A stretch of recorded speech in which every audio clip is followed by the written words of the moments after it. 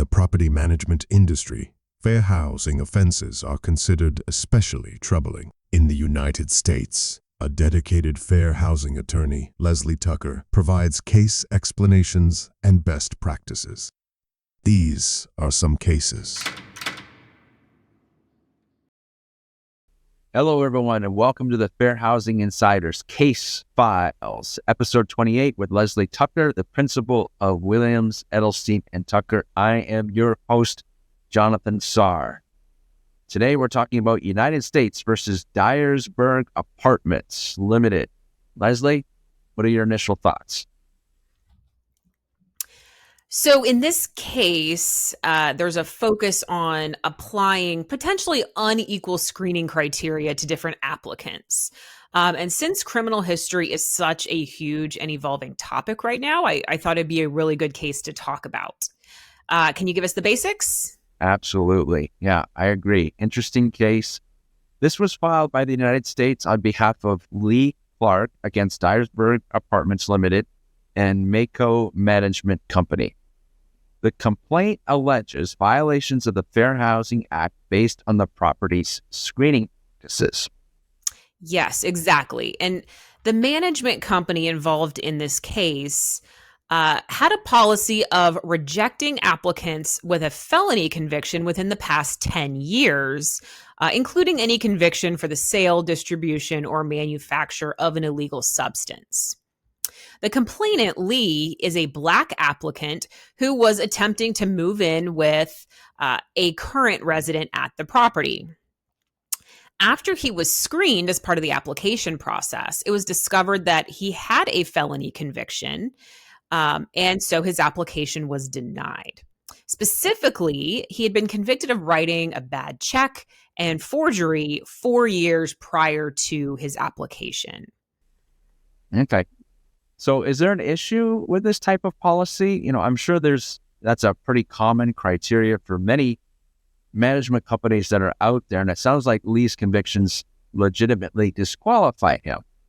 And didn't the management company's policy also show consideration of positive changes in the applicant's life and other mitigating circumstances? Yes, actually, the housing provider here did have an appeal process that permitted an applicant to present relevant information about their life or their criminal background, which is always an important part of a company's policies.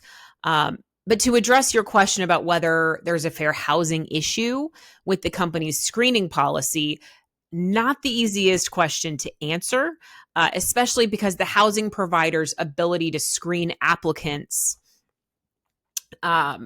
is really kind of becoming more and more limited as time goes on and as more guidance and laws are passed.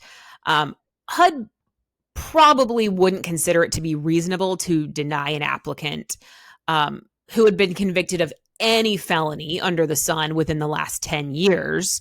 However, that really wasn't the issue that was focused on in this case.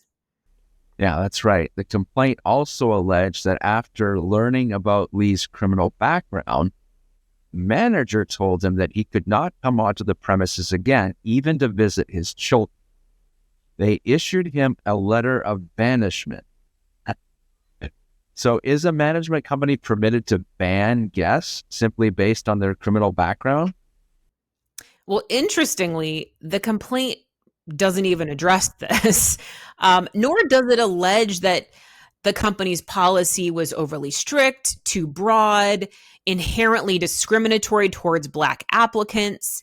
Instead, the complaint alleged that the management company wasn't applying their screening criteria equally for Black and white applicants. When HUD's investigating these types of complaints, they almost always look at other applicants or residents of other protected classes to see how they were treated, to see if there was any different treatment. This is known as comparator evidence. Okay, so what comparator evidence did they find here? Well, one example that they gave in the complaint was a white applicant named Joseph who had a conviction for sexual battery 8 years prior to his application. His application was approved and he was allowed to move into the property despite having this record. However, it does appear that management wasn't initially aware of this record, maybe wasn't provided with the full criminal background, because once they discovered that Joseph's name was on the sex offender registry, they did terminate his tenancy. However, the difference here was that he was never banned from the property like Lee was. The investigation also found another white applicant who had a felony conviction related to selling counterfeit controlled substances. She was approved. She moved in. Her tenancy was never terminated. And of course, she was never banned from the property either. Interesting. So do these discrepancies indicate that the management company was intentionally discriminating against Lee because of his race? I mean, couldn't there have been other factors involved with this? Well, yeah, and that's a great question. And as a defense attorney, that's what I always look for, first and foremost. There certainly could be and likely were other factors at play here. Of course, any other factors involved probably wouldn't have been included in the government's lawsuit, in their complaint. But the important thing for housing providers to remember here, that if comparators exist, meaning if there are other individuals of other protected classes who may have been treated differently, and that's always a possibility, right? You need to have a legitimate documented reason for it.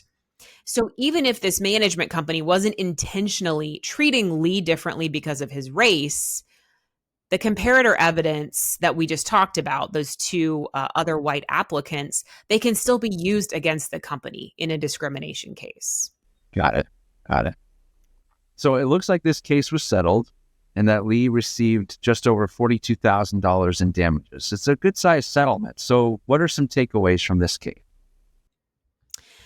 So, Jonathan, I don't have all the facts from both sides of this case because it didn't play all the way out.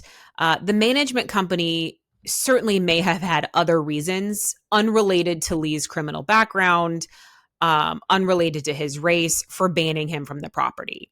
It's also possible that maybe they received inaccurate records for the white applicants, which is maybe why their applications were approved. Regardless of what the facts are, it's important that housing providers are consistently applying their application procedures.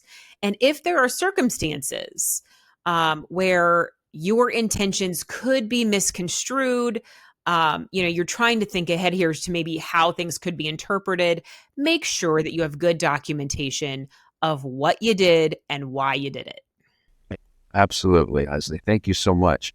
Cases like this serve as a good reminder for our community of the importance of fair and consistent application of housing policies, especially in matters involving criminal history. And as you mentioned earlier, HUD is constantly making some adjustments with their new guidance. So really important for our audience just to see the application for all of us today. So thank you for your insight.